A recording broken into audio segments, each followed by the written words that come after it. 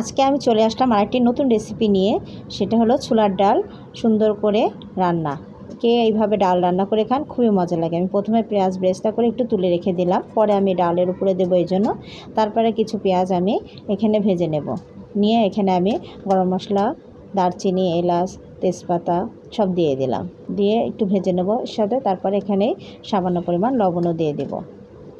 আমি সব মশলা দিয়ে দিয়েছি। এখানে আদা বাটা, রসুন বাটা, জিরা বাটা এবং ধনিয়া গুঁড়া, মরিচের গুঁড়া, হলুদের গুঁড়া দিয়ে আমি মশলাটাকে সুন্দর করে কষিয়ে নেব।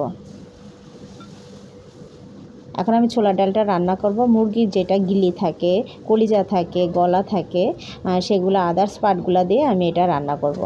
দেখুন আমি এখন মশলা কষানোর পরে আমি ওইগুলো দিয়ে দিলাম।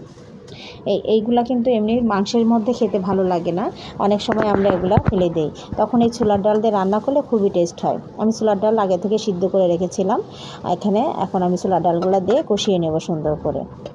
ছোলার ডাল একটু সিদ্ধ করে নিলেই ভালো হয়, তাহলে দ্রুত রান্নাটাও হয় আর টেস্টটাও বেশি হয়।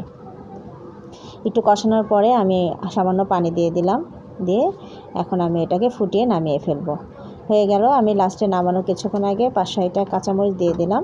আর দিয়ে দেবো জিরা, ভাজা জিরার গুঁড়া, একটু গরম মশলা গুঁড়া। এটা দিলে টেস্টটা সুন্দর হয়। এই ডালটা আপনারা রুটি, পরোটা এবং পোলাওয়ের সাথেও খুবই মজা লাগে। আপনারা রান্না করে দেখতে পারেন।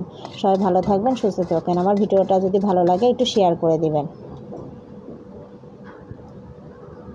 ব্যাস হয়ে গেল। এই যে বেরেস্তা করে রেখেছিলাম, বেরেস্তা দিয়ে নামিয়ে পরিবেশন করবেন। ধন্যবাদ সবাইকে।